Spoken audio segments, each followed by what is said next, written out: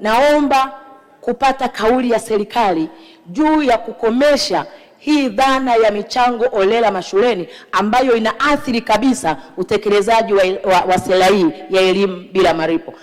Alichokisema ni kweli kwamba katika baadhi ya maeneo kumekuwepo na michango ambayo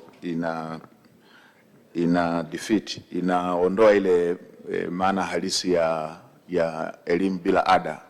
Mheshimiwa Spika, ni kweli pia michango hiyo ikiwa mingi ina athari kwa watoto na kwa wazazi na familia hizo, hasa familia ambazo hazijiwezi. Mheshimiwa Spika, ninasema ni kweli kwa sababu nilipokuwa ziara katika mkoa wa Katavi, alikuja mama mmoja kati ya wananchi waliouliza maswali, akasema mwanae amekosa masomo kwa takriban miezi miwili naenda mitatu kwa sababu aliambiwa asiende shule mpaka aende na mchango wa takriban shilingi 50,000, ambalo ni jambo baya. Mtoto kukosa masomo kwa sababu mzazi wake amekosa michango. Mheshimiwa Spika, nilielekeza mtoto yule arudishwe shuleni na nimpongeze Mheshimiwa mkuu wa mkoa, amenipa taarifa kwamba yule mtoto alirudishwa shuleni, na nilielekeza mamlaka zinazohusika na masuala ya nidhamu kwa walimu wetu wamwite yule mwalimu mkuu kwa uzembe huo, kwamba mtoto ameweza kukosa masomo, ameweza kutokuwepo shuleni muda wote ule, na wao wakaendelea na maisha kama vile hakuna kitu kilichotokea, na lenyewe hilo tutaendelea kuchukua hatua. Mheshimiwa Spika, Mheshimiwa mbunge ameweka wazi kwamba yapo mambo ambayo ni ya msingi, na mimi niwapongeze walimu katika maeneo mengi wamefanya hivyo kwa nia njema ya kutaka watoto wafanye vizuri, bila kwenda moja kwa moja tu kwenye eneo hilo ambalo pengine limepitiliza na kuleta athari. Lakini pia tutambue walimu wamejitoa sana katika baadhi ya maeneo kwa initiative zao kuhakikisha watoto wa Kitanzania wanafanya vizuri.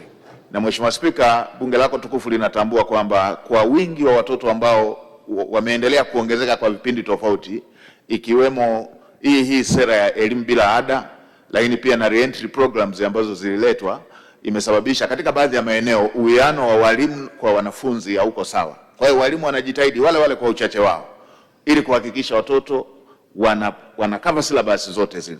Kwa hiyo niende tu kwenye hoja hii ambayo Mheshimiwa mbunge nimetoa waraka ambao unatoa miongozo ya masuala yanayohusu michango. Moja ya michango ambayo tunakubaliana nayo ni endapo tutataka watoto wapate chakula shuleni, tukasema hata wangekuwa nyumbani wangepata chakula anyway. Kwa tukasema hili si jambo linaloleta mzozo, na hata katika baadhi ya shule, hata katika baadhi ya maeneo hawajaona kama ni tatizo.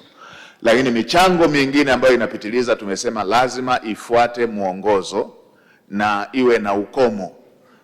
Maeneo haya tumeshawaelekeza wakuu wa mikoa, tumewaelekeza makatibu tawala wa mikoa, na tumetoa waraka ambao unaenda sambamba na waraka huu ambao Mheshimiwa mbunge ameunukuu. Tulikuwa na baadhi ya maeneo ambayo yalikuwa yanajitokeza, shule zetu hizi zinakuwa na walimu wanaojitolea na wanalazimika walimu wale walipwe nje ya utaratibu ule wa walimu walioajiriwa. Nimeelekeza halmashauri zote ziweke bajeti za mapato ya ndani kuweza kuhakikisha kwamba walimu wale ambao wanawaongezea kwa ajili ya kuwafundisha watoto wetu walipwe kutoka katika vyanzo vile, kwa sababu wazo lenyewe la kuwa na walimu wa kutosheleza ni wazo zuri, kwa sababu hata sisi hapa waheshimiwa wabunge mnakumbuka kuna wakati kulikuwepo na utaratibu, enzi zile kulikuwepo na utaratibu wa tuition. Wakati mwingine tulikuwa tunamuelewa mwalimu wa tuition kuliko yule anayefundisha hata pale darasani. Kwa hiyo wazo la kuwa na walimu wanajitolea si jambo baya, lakini walimu hawa hawapaswi sasa kuanza kulipwa na wazazi. Nchi yetu haijataka wazazi kuajiri walimu kwa ajili ya watoto wao. Kwa hiyo mamlaka ya serikali za mitaa pale ambapo pana uhitaji huo wajiratibu, watumie mapato ya ndani kuweza kuhakikisha kwamba badala ya kwenda kwenye michango watumie mapato ya ndani kuweza kuhakikisha wanakava masuala ya aina hiyo.